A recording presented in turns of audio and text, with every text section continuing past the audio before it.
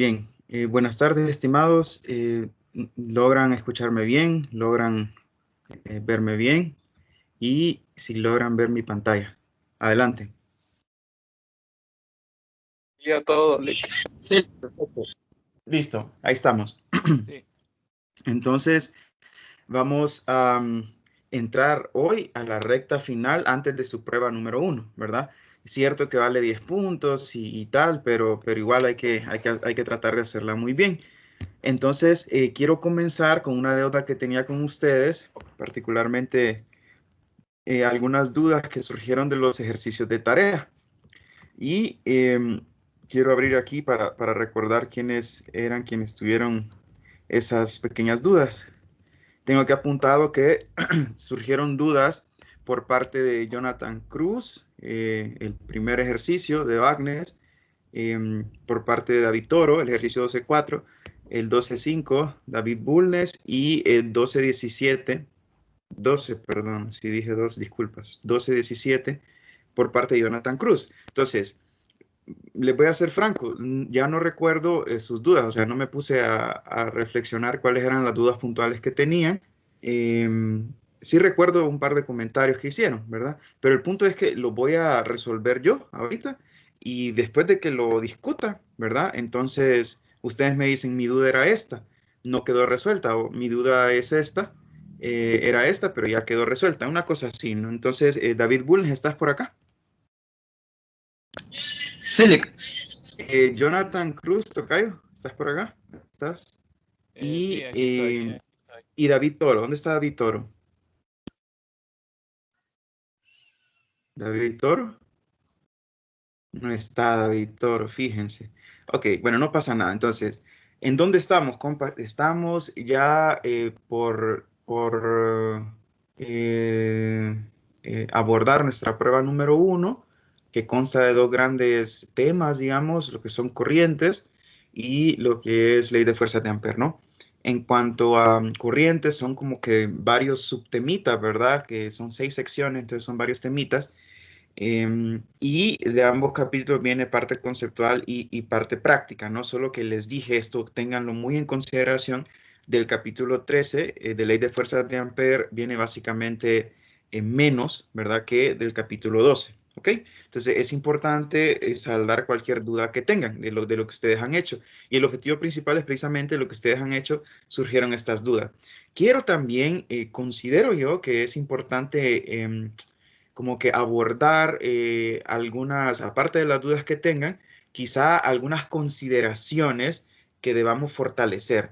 En tal sentido, yo quiero que me ayuden con lo siguiente, que cualquier duda que tengan, en primer lugar, me la digan para poder agendar una sesión, sea sábado o domingo, no importa, no solamente con quien lo pregunte, sino con toda la sección. En tal sentido, vamos a reservar siempre la 1 de la tarde del sábado, del domingo y del lunes. El lunes quizá ni voy a dar clase en cuanto a la temática que viene, ¿no? Sino que lo podemos también reservar para abordar cualquier duda, ¿de acuerdo? Entonces, sábado, domingo y lunes, a medida vayan surgiendo dudas de su parte, entonces las podemos abordar todos juntos, ¿de acuerdo? Me lo dicen, yo preparo la exposición del ejercicio y salimos de esas dudas, ¿no? Así que es importante. Y también aprovecharé a fortalecer alguna cosilla que quizá crea que les hará falta fortalecer. ¿De acuerdo? Entonces, no es que no vamos a tener clase hasta el lunes, sino que voy a estar atento a cualquier duda que tengan para poder exponerla. ¿De acuerdo? ¿Ok? Entonces no piensen que el sábado y domingo los dejo solos. Eso es lo que quiero que con lo que se quede. ¿Ok? Muy bien. Entonces, con eso dicho, vamos a comenzar con esas pequeñas duditas eh, que surgieron y yo he preparado aquí un documento rápido donde me los puse a resolver así de manera rápida. Así que disculpas cualquier error que haya así de forma, ¿verdad? U ortográfico, etcétera. Miren, este primer ejercicio, digamos, una duda surgió por Jonathan Cruz.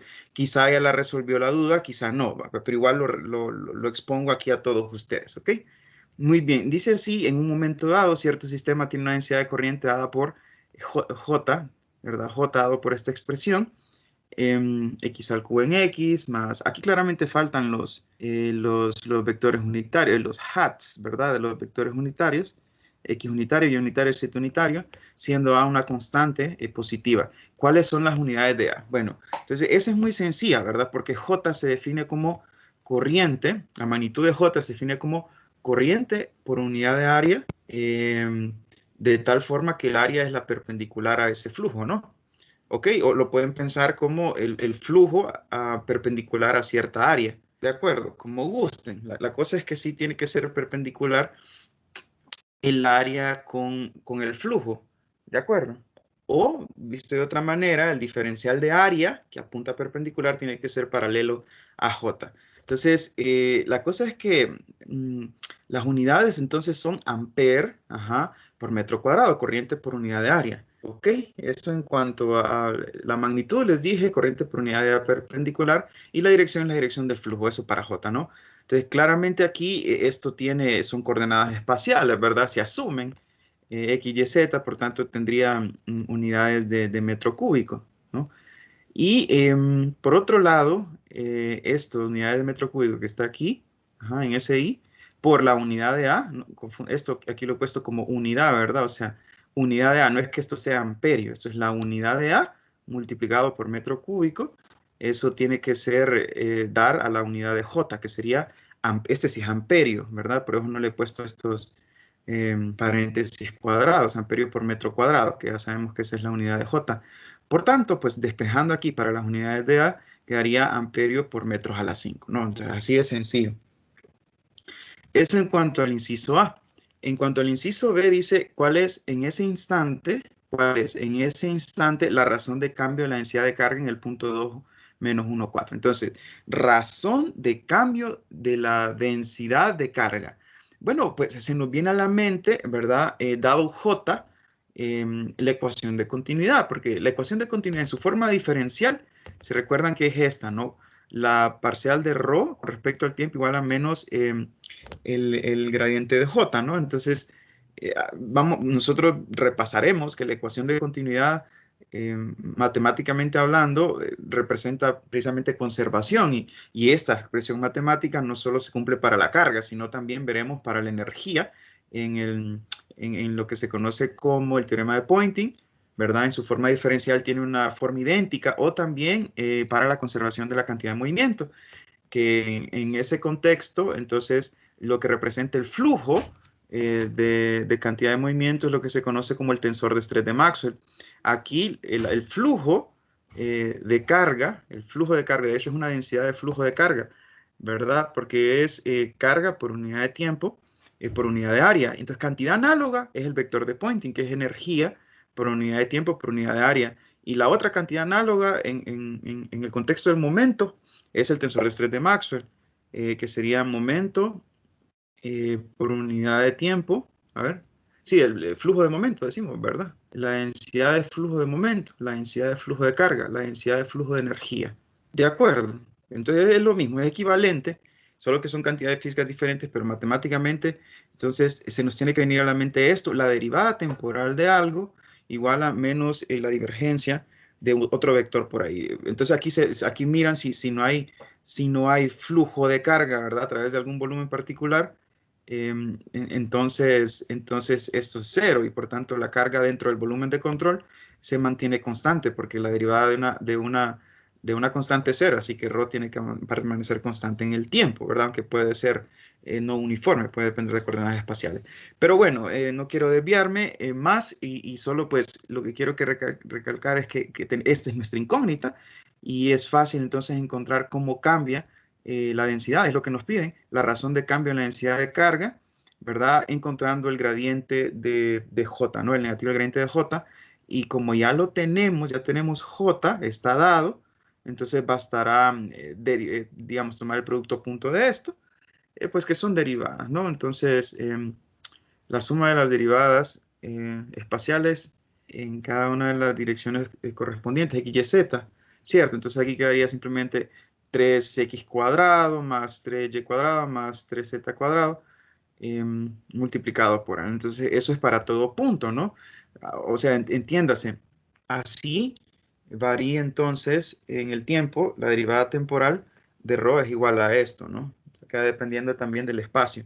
Esto es para todo punto. Entonces, para el punto dado bastará evaluar en el punto en cuestión, 2 menos 1 y 4, ¿no? Entonces, esto queda, a ver cuánto queda, queda 4 más 1, 5, más 16, 21, 21 por 3, 63, ¿no? 63 veces esa constante A que pues tiene unidades de amperios por metro a la 5 y listo. El otro inciso es, yo creo que aquí es donde estaba la duda del tocayo y dijo, bueno, dijo como la manera en calcular Q. Bueno, yo lo voy a hacer, no recuerdo muy bien. Dice, considérese la carga total Q contenida en una esfera de radio A con centro en el origen. ¿Con qué rapidez cambia Q en ese instante? Entonces, la ecuación de continuidad en la forma diferencial que nosotros acabamos de plantear nos dice cómo cambia la densidad volumétrica de carga. Pero, si se recuerdan, para poder demostrar esto, de hecho, nosotros partimos de cómo cambiaba la carga, porque no sé si se recuerdan, teníamos un volumen de control, teníamos carga adentro y dijimos para que la carga pase de adentro hacia afuera, el volumen de control tiene que fluir. Entonces eso era una derivada de la carga y entonces así comenzamos, ¿verdad? Cómo cambia la carga y luego es que la reemplazamos por estas cantidades, la carga la reemplazamos por un integral de volumen, etcétera, ¿no? Lo que les quiero decir entonces es que debe haber una expresión que nos indique cómo varía la carga, ¿no? En función quizá del mismo J, que es lo que está dado, ¿no? Entonces, precisamente, si se fijan en la sección de ecuación de continuidad, ¿verdad? Aquí, a partir de esto, partimos, valga el juego de palabras, ¿verdad? Cómo cambiaba la carga en el tiempo. Este negativo era porque había una disminución, ¿verdad? En el volumen de control que fluía hacia afuera carga. Y bueno, pues miren, podemos agarrar, por ejemplo, esto así, ¿no? Como nos hablan de una geometría específica, podemos integrarlo en la superficie cerrada, podemos agarrar esto que está acá, ¿verdad? O también podemos agarrar, como ya tenemos la divergencia, podemos agarrar esto igual a esto, ¿están de acuerdo? Entonces, yo creo que es más fácil así, ¿no? Esto surge del teorema de la divergencia, ¿recuerdan?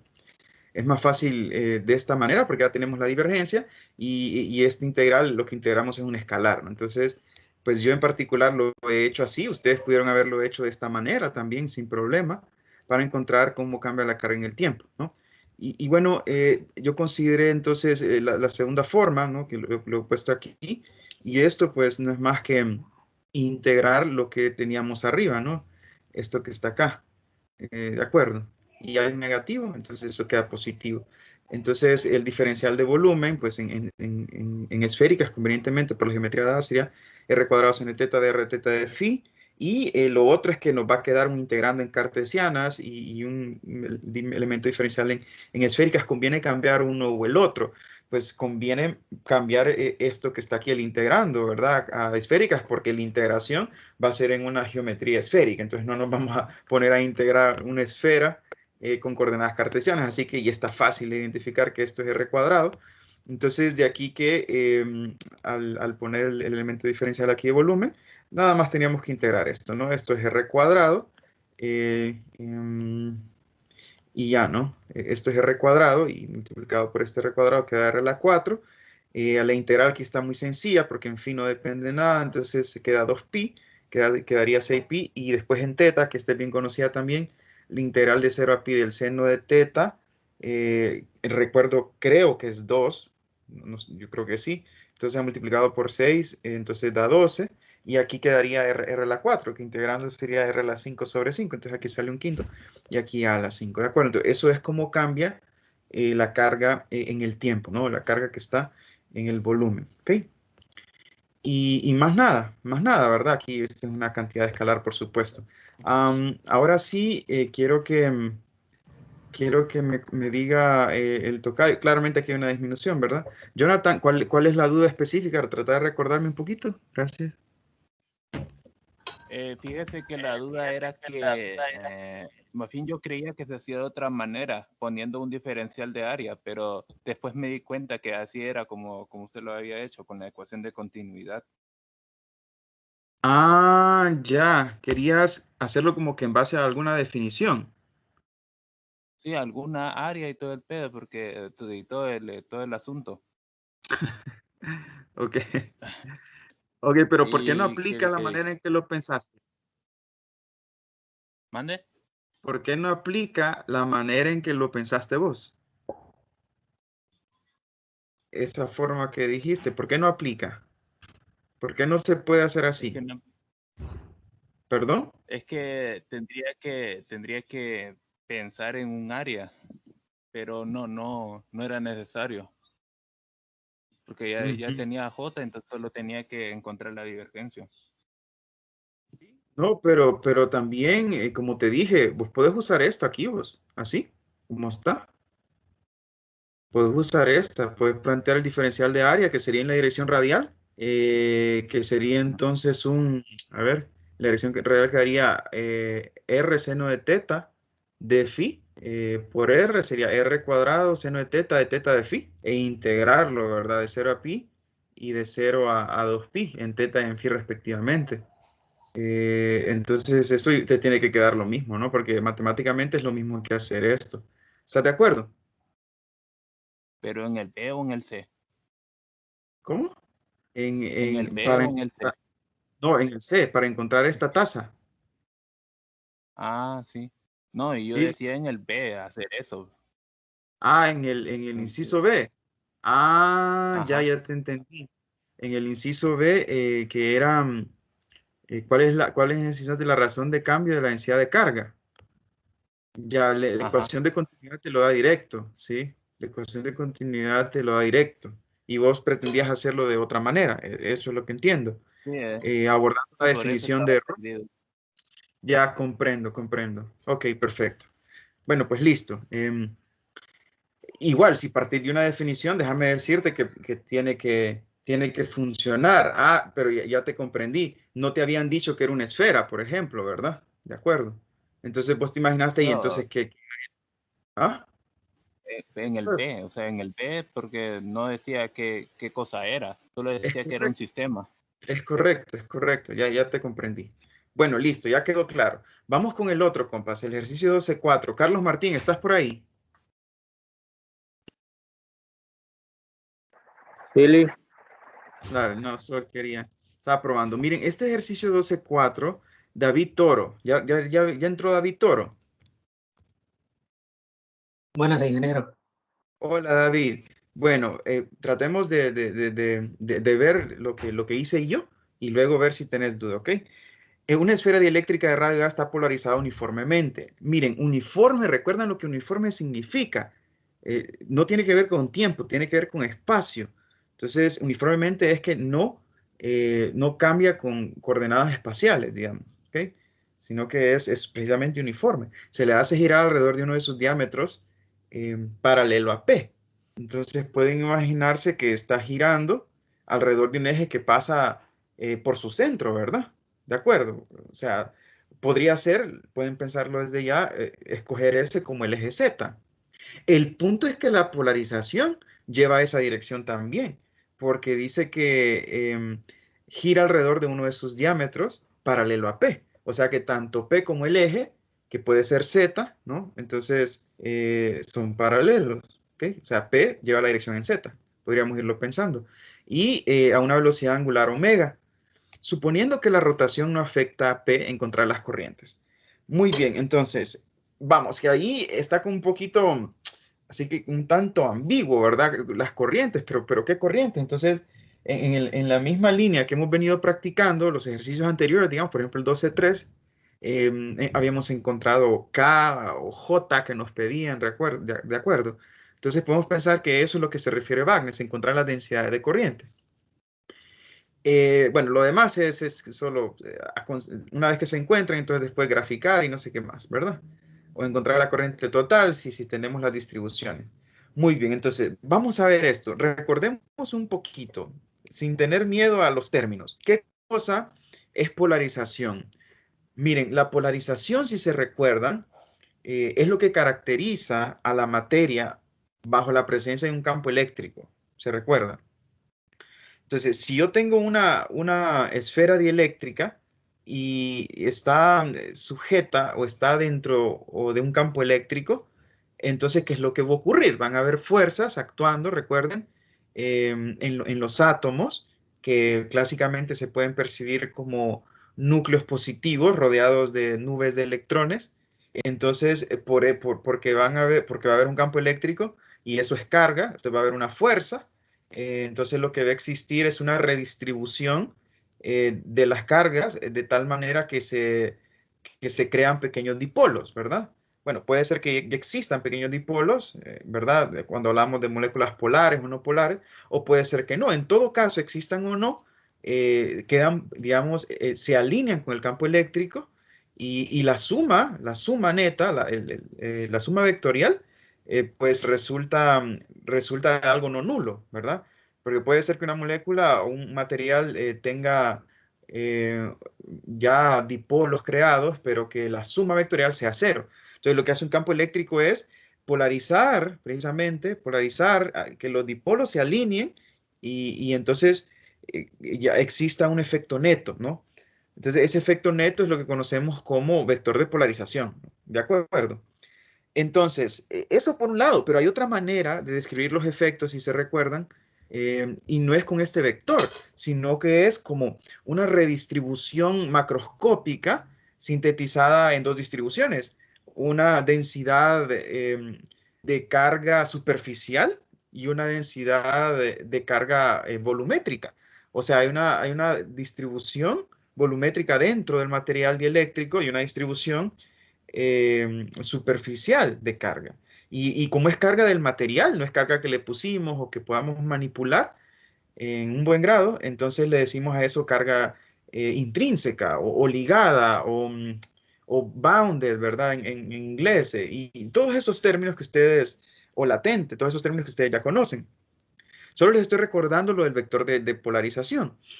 Y pues resulta que ese vector de polarización lleva la dirección del eje alrededor del cual está girando la esfera, ¿no? Ahora, precisamente nos dice que primero que P se mantiene constante, no se altera al girarlo, ¿no? Porque eso experimentalmente podría hacer que lo altere. Y lo que nos piden entonces son las corrientes, ¿no? O sea, la densidad de corriente.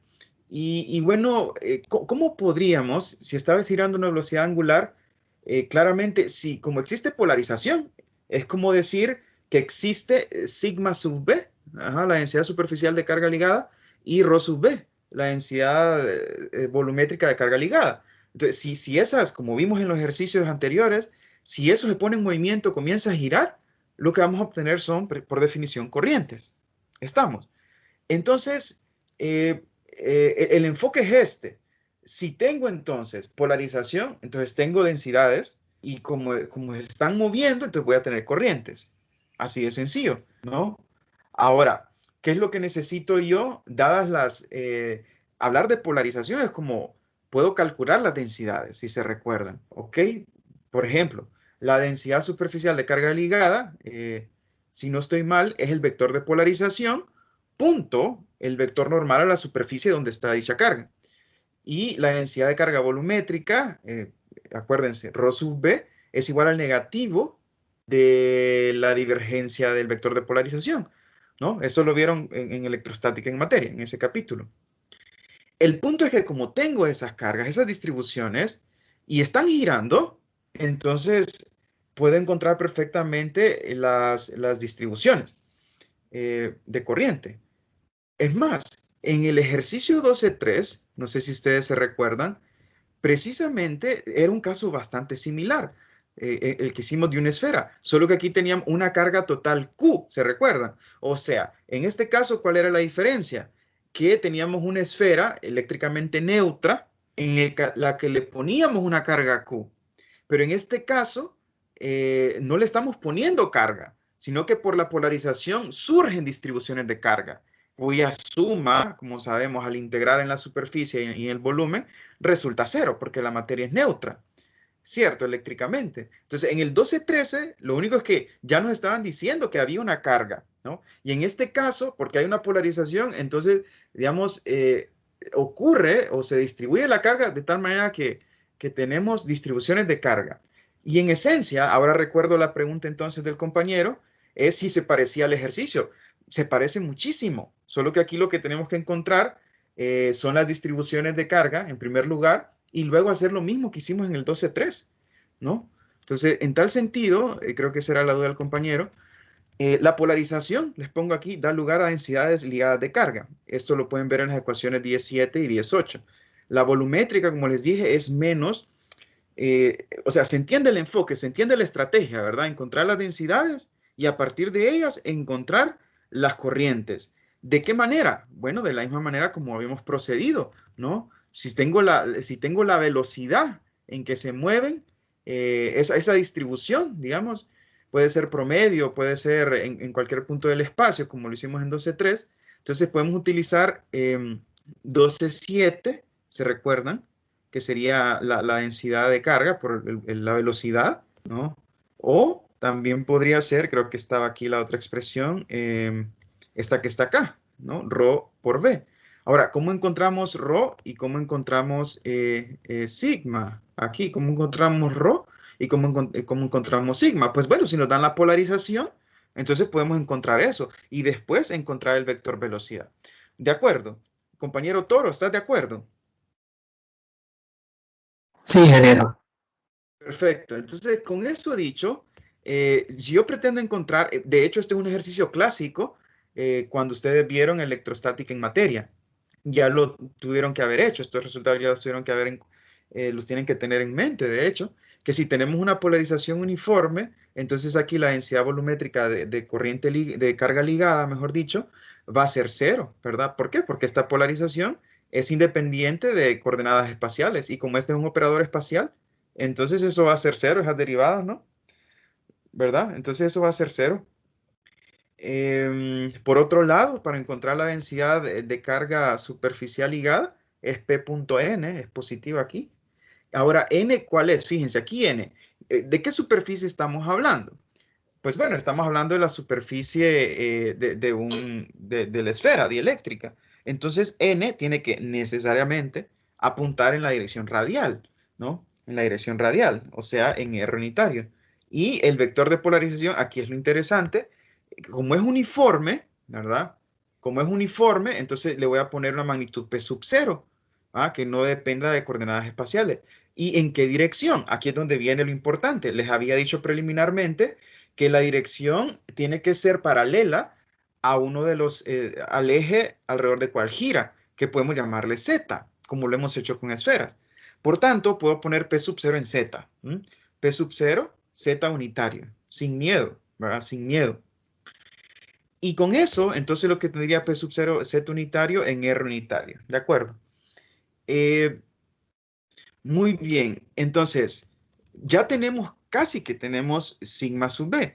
Yo en realidad, si se fijan aquí, lo que nos están dando es el vector p, ¿verdad? Entonces lo que estoy asumiendo yo es la magnitud de ese vector p, que si me están dando el vector es p, entonces yo asumo que la magnitud es la norma de eso, ¿no? Entonces le he puesto p sub 0, ¿no? P sub 0. Entonces, eso es un dato, ¿verdad?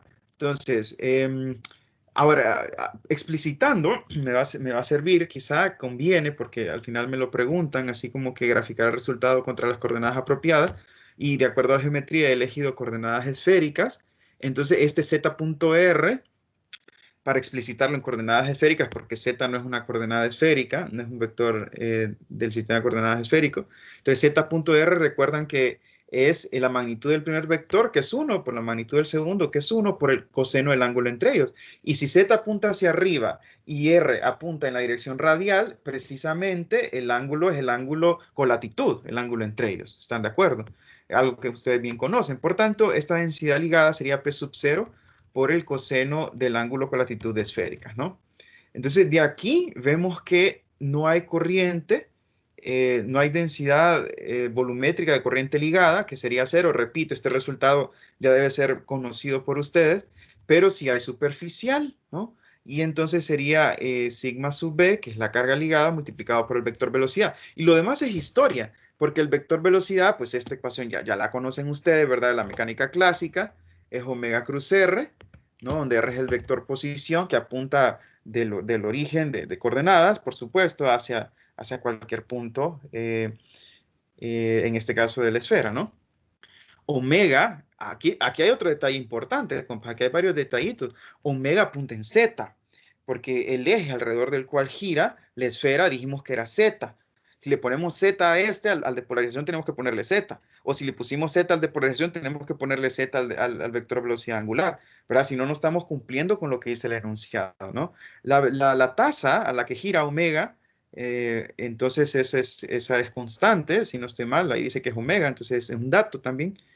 Y R, pues sería en la superficie de la esfera, sería una esfera de radio A, si no estoy mal, entonces sería A en R unitario, ¿no? Y lo mismo, ¿no? Entonces omega es omega en Z cruz A en R, y quedaría esto, y aquí, ojo con este producto cruz, bueno, ya lo habíamos hecho, sería la magnitud de esto, que es 1, por la magnitud del otro, que es 1, por el seno del ángulo entre ellos, eso en cuanto a magnitud. Y el vector es un vector, pues, que es perpendicular, tanto Z como a R, y cumple con la regla de la mano derecha. Y si se recuerdan, pues, esto apuntaría en la dirección en phi unitario, ¿no? Lo vimos geométricamente en su momento. De tal manera que la densidad de carga ligada, de corriente, mejor dicho, la densidad de corriente ligada sería la densidad de carga ligada superficial multiplicado por el vector velocidad, que es esto, ¿no? Bueno, aquí solo, aquí hay un errorcito, ¿verdad? Bueno, hay que sustituir en lugar de RA, ¿verdad? Porque estamos en la superficie, entonces sería omega A por el seno de teta en phi unitario, y esto sería lo que hemos encontrado en cuanto a la densidad de carga ligada, y por tanto lo que nos quedaría es seno de teta coseno de teta, omega A por P sub 0. Esto igual quizás lo puedan cambiar, ¿verdad? Que es una identidad trigonométrica. Si no estoy mal, 2 veces seno coseno es seno de 2 teta. Entonces esto sería un medio. Es así. Me parece que sí, ¿verdad? Es un seno del ángulo doble, me parece. Dividido entre 2. ¿Ok?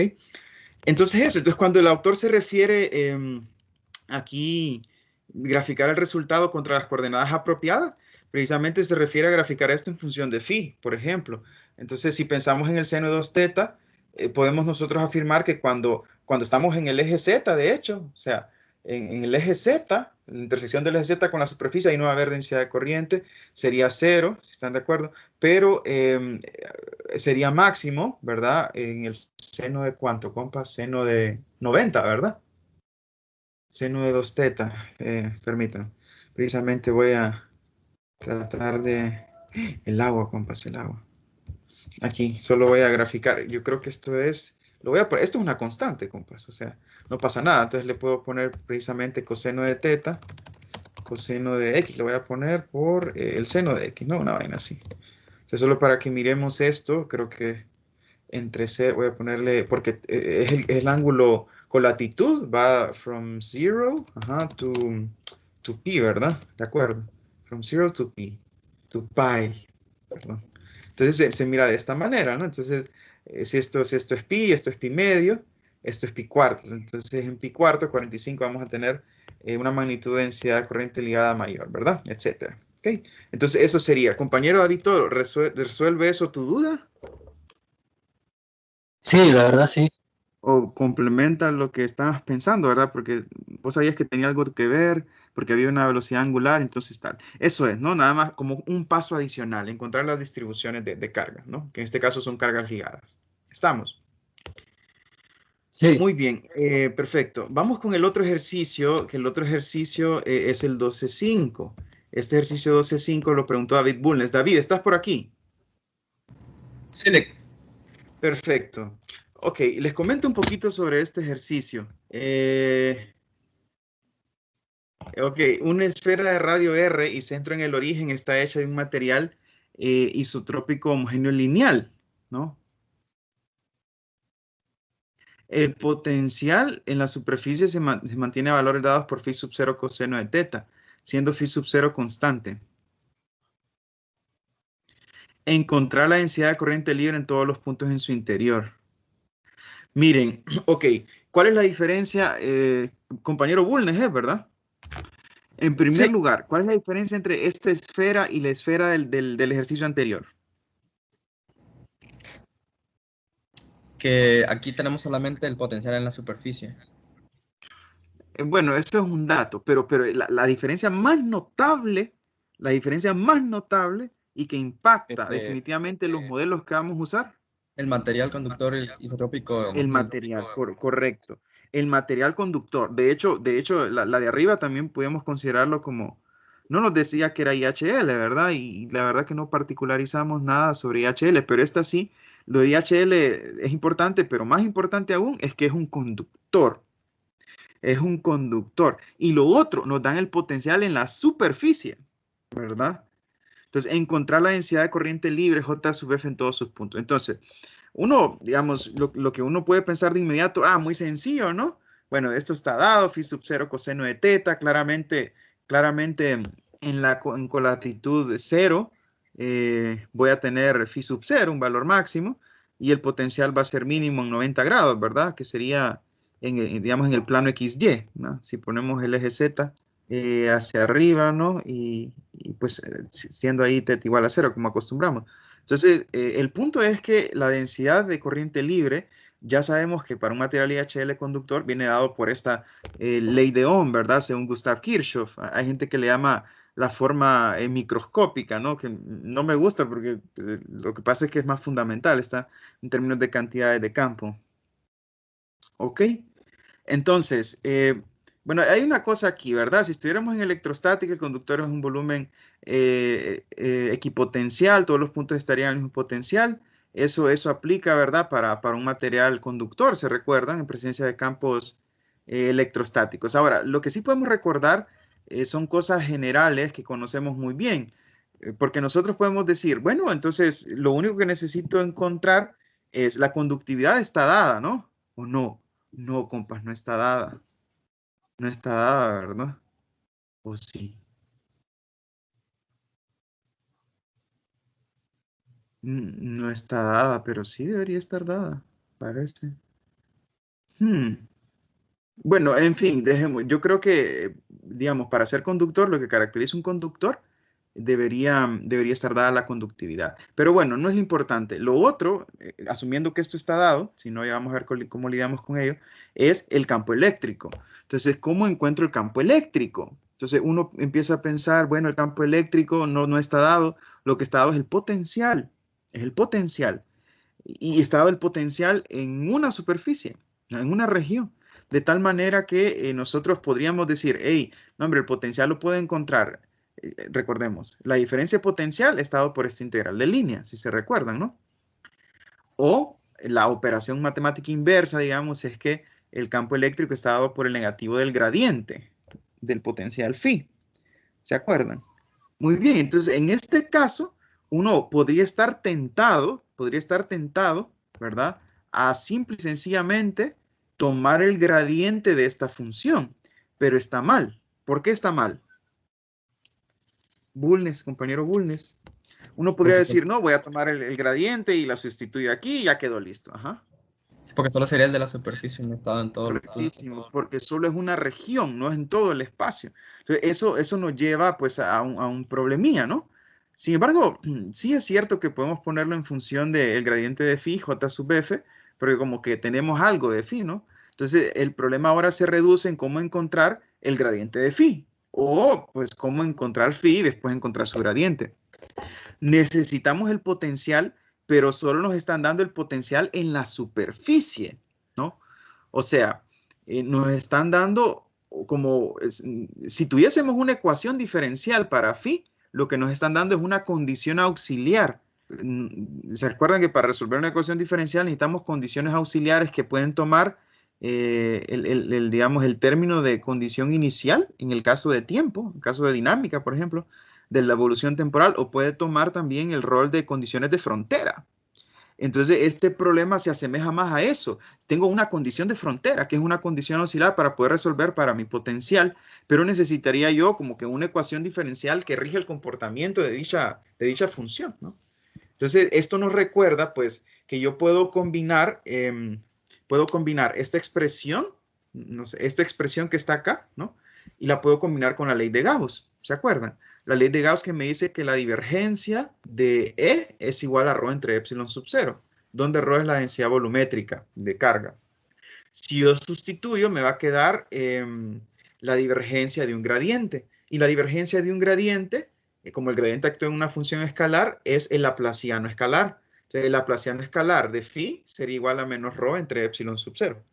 Es lo que se conoce como ecuación de Poisson, ¿no? Este operador es un operador espacial, hay derivadas. Entonces, eso, la ecuación de Poisson el laplaciano que es del al cuadrado, ¿verdad? Escalar de phi sería igual a menos rho entre epsilon sub 0. Esa es la ecuación de Poisson. Pero en este caso particular, esta ecuación de Poisson se reduce a la ecuación de Laplace. En este caso particular, la ecuación de Poisson se reduce a la ecuación de Laplace, porque estamos hablando, pues, de un conductor, ¿no? O sea, un conductor sólido, en el que no vamos a tener carga dentro, ¿no? Por tanto, la ecuación de Laplace es la siguiente, el laplaciano de phi igual a 0, ¿no? Entonces, si lo explicitamos eso como en coordenadas cartesianas, por ejemplo, se haría la segunda derivada de phi con respecto a x más la segunda derivada de phi con respecto a y, etcétera, igual a 0, ¿no? Entonces, una ecuación diferencial parcial, ¿verdad? Etcétera. Pero es lineal, ¿no? Es lineal porque no vamos a tener phi al cuadrado, por ejemplo. Entonces, eso simplifica un poquito las cosas. Entonces, resolver esa ecuación de Laplace surge en diferentes contextos, ¿no? No solo en física, de hecho, y en física en múltiples ramas, ¿no? Se recordarán. En mecánica cuántica, por ejemplo, o en mecánica clásica, etcétera, no es algo difícil de resolver la ecuación de Laplace. Pero lo que sí tengo duda es si ustedes intentaron resolverle su curso de 321.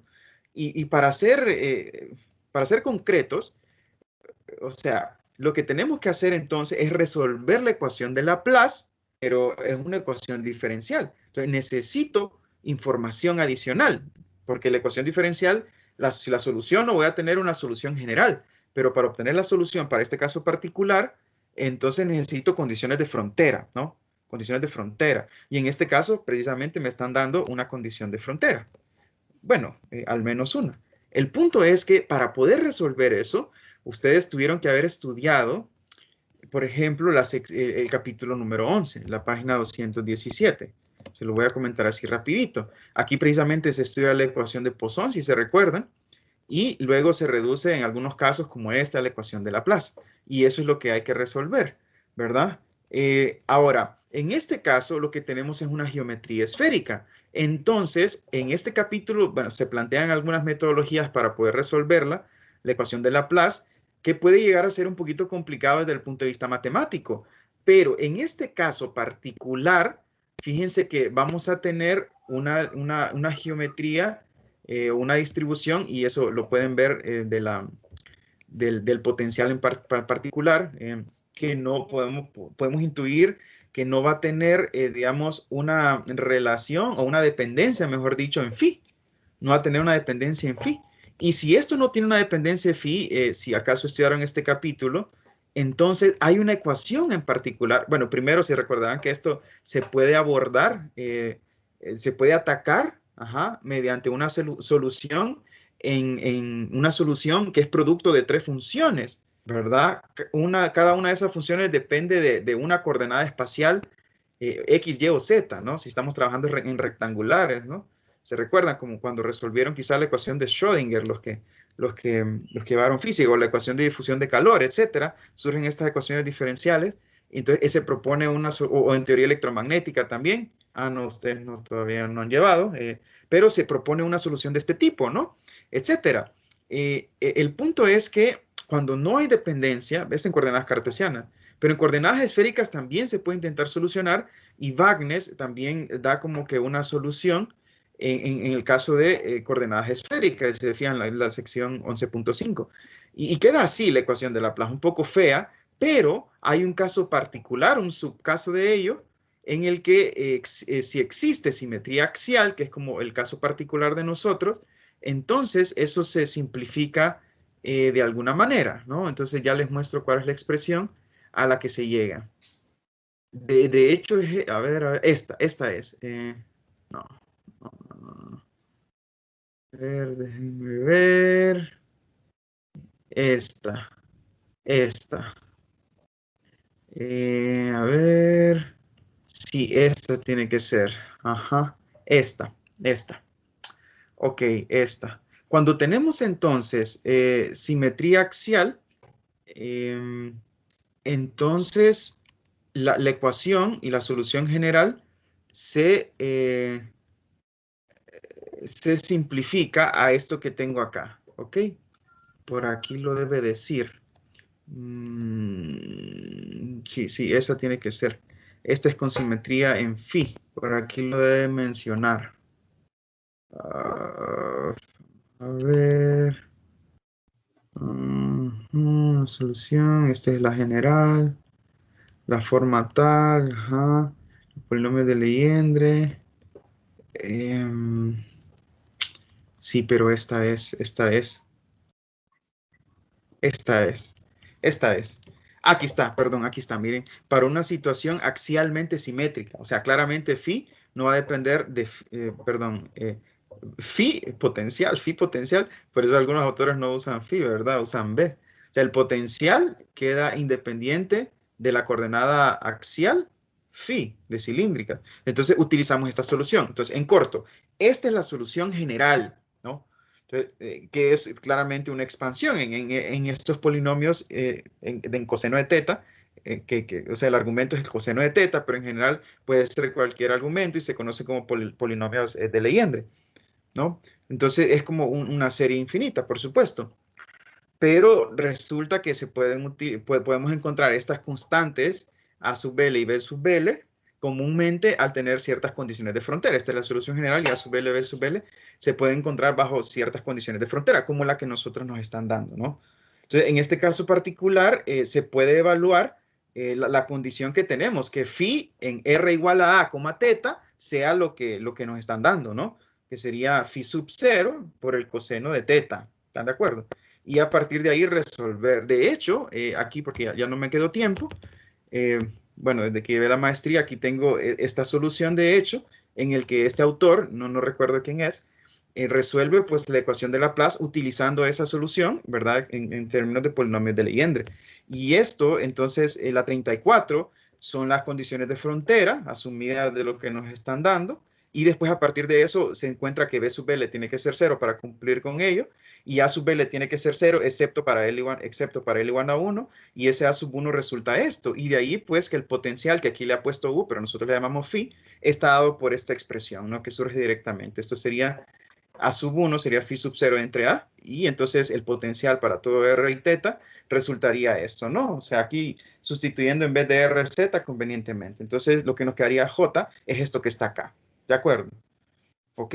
O sea, no hay otra manera que hacerlo. Lo otro es que pueden expresar el potencial en términos de otra serie, por ejemplo, pero que no se van a salvar de aplicar condiciones de frontera, eso es cierto. Ahora bien, yo les conté todo este cuento, pero yo les digo, cuando yo di el curso de 321 en el tercer periodo de 2019, esta temática no está cubierta, ¿no? En tal sentido, sinceramente les digo que ese ejercicio está de más.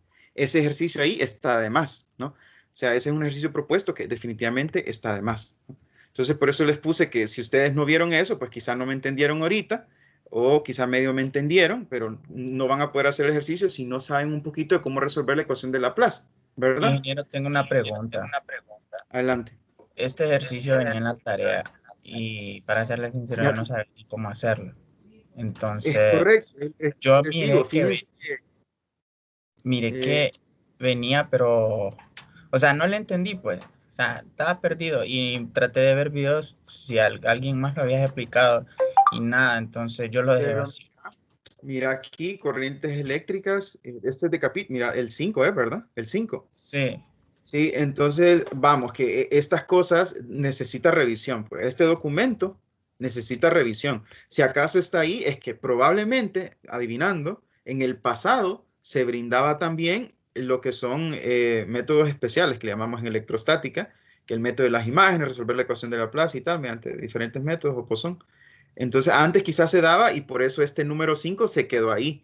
Pero eso en cuanto a que no debería estar en los ejercicios propuestos.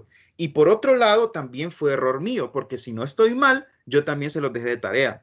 No estoy seguro, pero de hecho podríamos checar eso rápidamente. Sí, ¿verdad? Yo les dejé una tarea. ¿Perdón? No, sí lo dejó de tarea él. Ajá, entonces... Sí lo dejó. Perfecto. Pues como entonces, estaba tan feo, le pedí ayuda a alguien y solo copié y ya estuvo, porque sí estaba feo eso. Bueno, gracias por la sinceridad. Aquí les puse el 5. ¿Qué quiere decir? Para serles franco, yo lo que agarré fueron algunos ejercicios de los que estaban acá y quizá no noté que ese no se podía resolver con la metodología que yo sé que ustedes han estudiado, y yo sé o podía pensar que no habían estudiado lo que es el capítulo 11, pues. Entonces, mis disculpas por no haber revisado ese detalle, y también digamos, disculpas en nombre de la coordinación, porque este ejercicio no debería estar acá. ¿Estamos de acuerdo? Pero si se fijan, no es una cosa difícil, es una cosa relativamente sencilla también, y tal vez por eso aquí la pone Francisco como dificultad media, ¿no? Entonces, perdón por el tiempo perdido ahí, compañeros, pero bueno, ya pasó. Eso. Entonces, estamos, ¿verdad, David Bulnes? Sí, ingeniero. Muy bien. Ahora, el último ejercicio, creo que este lo preguntó también el tocayo, para no quitarles mucho tiempo. Miren, es este que básicamente un cable de cobre es 2.5 milímetros de diámetro, conduce una corriente de 10 amperios. Supóngase que existe un electrón por cada átomo de cobre, encontrar la velocidad de deriva. Entonces, nos ponemos a pensar en aquel modelito clásico, ¿no? Que nosotros teníamos de velocidad de deriva, que si teníamos corrientes estacionarias, decimos la aceleración tiene que ser cero. Para que la aceleración sea cero, la fuerza tiene que ser cero. Eso significa que aparte de la fuerza eléctrica o eléctrica que está actuando, tiene que haber una fuerza contraria. Esa es la fuerza que le llamamos como fuerza de arrastre en mecánica clásica, y en este contexto también asumimos que es proporcional a la velocidad y tal, ¿no? Entonces la velocidad de deriva es la velocidad a la cual se alcanza esa aceleración cero, en corto, ¿no? Porque tenemos una fuerza neta cero. Entonces la velocidad constante, digamos, a la que se mueven las cargas, ¿de acuerdo? Entonces, ese modelito clásico microscópico lo vimos, si se recuerdan en el repaso que tuvimos, en la última sección, si no estoy mal, o en la penúltima del capítulo número 12, ¿no? Entonces, es esto. Entonces, la velocidad de deriva es esto, ¿no? La carga del electrón entre esta constante de proporcionalidad, que creo que no le pusimos nombre, ¿verdad? Es la constante de proporcionalidad de la fuerza de arrastre y tal, ¿no? Entonces, la conductividad quedaba como esta expresión. Entonces, bueno, aquí particularmente es muy sencillo encontrar la velocidad de deriva con las ecuaciones que están ahí ya dadas, pero había una pregunta que me hizo el tocayo y quiero remitirme porque esta sí no me quedó chance de escribirlo, digamos, pero sí yo les dije que vieran el video que tiene Francisco, que me parece que ahí quedó resuelto. Entonces ya se los comento para que surja la duda y poder aclararlo, ¿ok? Entonces creo que es en este primer ejercicio que creo que Francisco grabó en el periodo pasado, ¿no? Entonces ahorita lo vemos rapidito para ver cuál es la duda puntual, ¿sí? Creo que es este. Por el 12.5, por ahí es el ejercicio ese. Este Ahí. es, ¿verdad? Sí. Ah, bueno, entonces vamos a ver. Primero, la corriente está dado por esta expresión. Esta es una deducción sencilla que se hace, ¿verdad? En base a la geometría. Esto, pues también yo creo que está en la primera seccioncita, si no estoy mal, sobre esta corriente, digamos, de convección, podríamos verlo, o de conducción también, pero en números de cantidades, pues, de carga. Permítame, se me está descargando la compu, pero todavía tengo un tiempito. Ok, entonces esa corriente, esa expresión, ¿dónde está, compas? Estaba ahí. Ya se las pongo.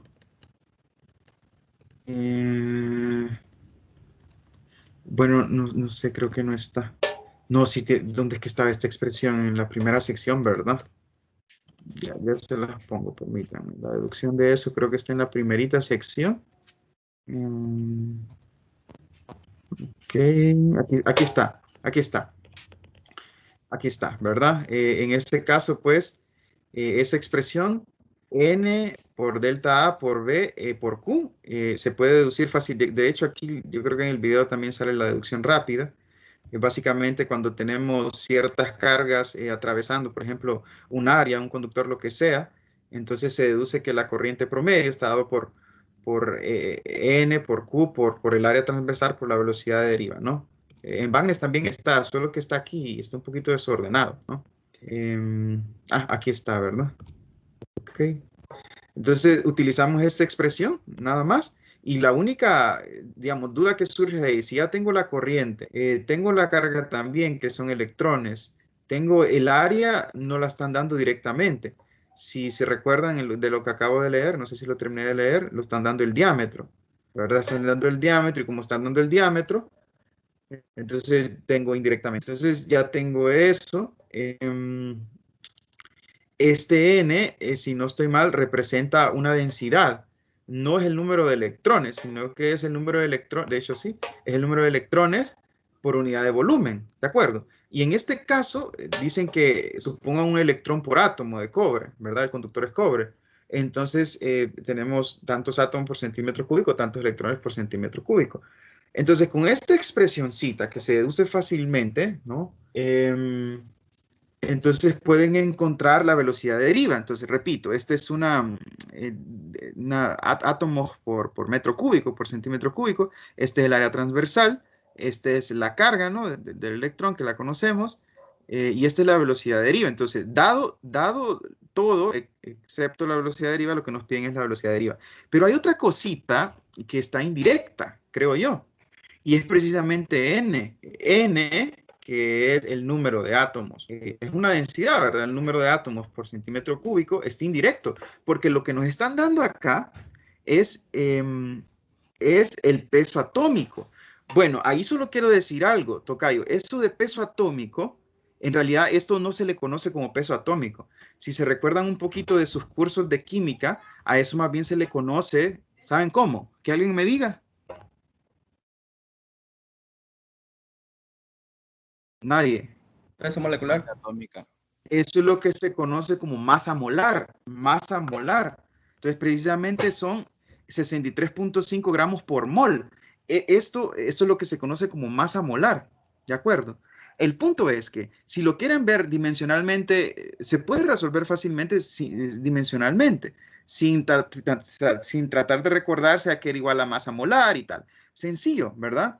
En primer lugar, noten que cuando hablamos de un mol, hablamos de una cantidad que es mucho más grande que un átomo, ¿verdad? Y de hecho, para no hablar de tantos átomos, lo que hacemos es hablar de un mol, ¿verdad? ¿Y qué decimos? En vez de, si quisiéramos pasarlo a moléculas, por ejemplo, o a átomos, o la que sea cantidad que estemos usando, entonces lo que hacemos es utilizar el comodín, algo que tenga un valor muy grande, ¿verdad?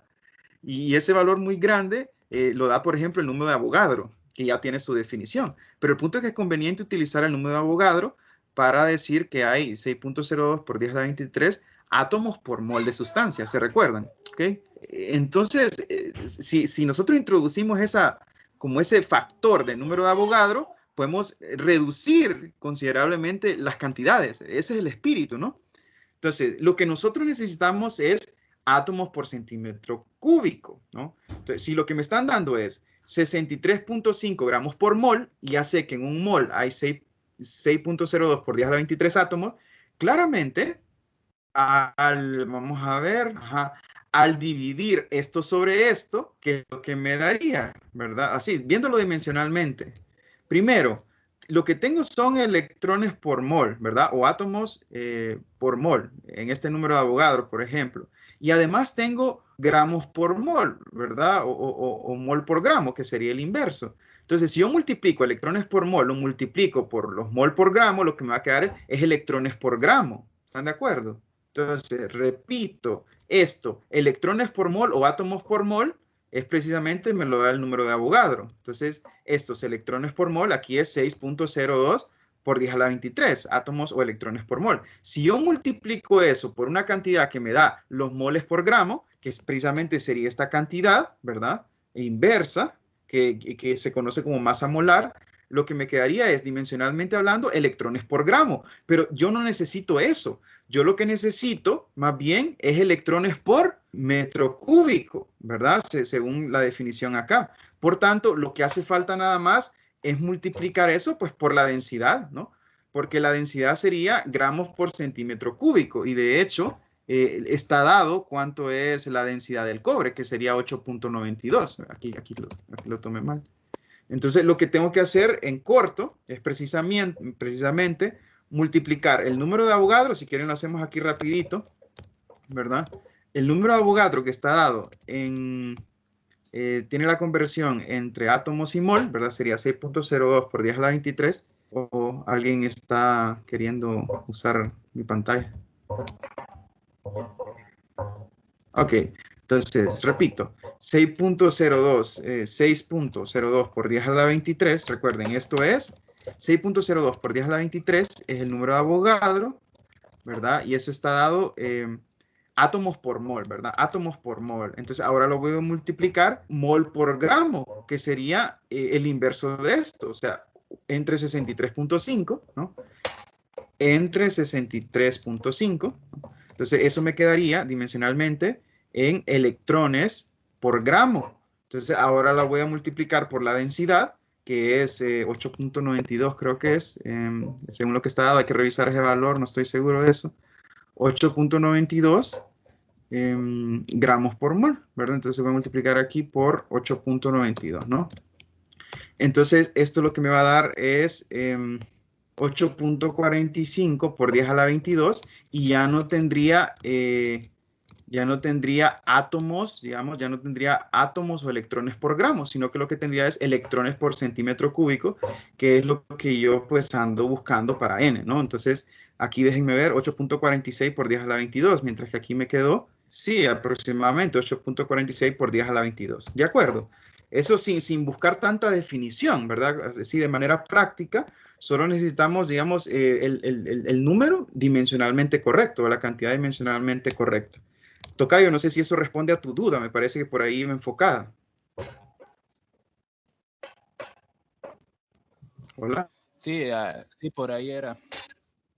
Por ahí era, ¿verdad? Eh, Entonces eso es, sí, ¿verdad? Eso es nada más. Eso es, ¿de acuerdo? Y bueno, ya después solo sustituyen y les da. De hecho, aquí, si se fijan acá, este M que pone aquí Francisco, no sé si es esto, ¿verdad? Pero M mayúscula generalmente se denota masa molar, ¿no?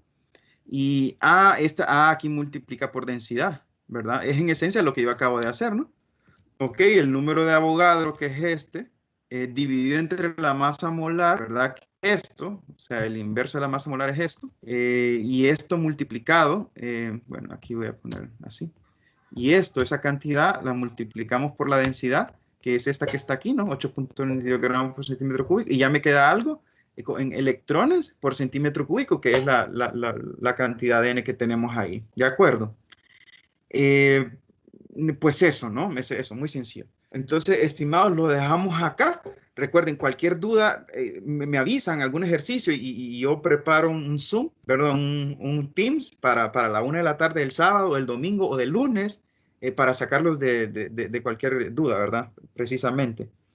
Traten de ver también los ejercicios que ayer hicieron que el compañero Cristian, ¿verdad? Y la compañera Mariana, que pues si se fijan suele de plantear pues los vectores y luego hacer las integrales y se acabó, ¿no? Básicamente en cuanto a la ley de Ampère. Seguimos en contacto, estoy en su compañía, los voy a acompañar en este camino que ya está a punto de llegar pues a la primer prueba, ¿no? Entonces estoy a la orden cualquier cosa, estimados, y nada, pues que estén bien. Feliz tarde. Gracias, Alex. Buenas tardes. Feliz tarde. Adiós. gracias. Feliz tarde.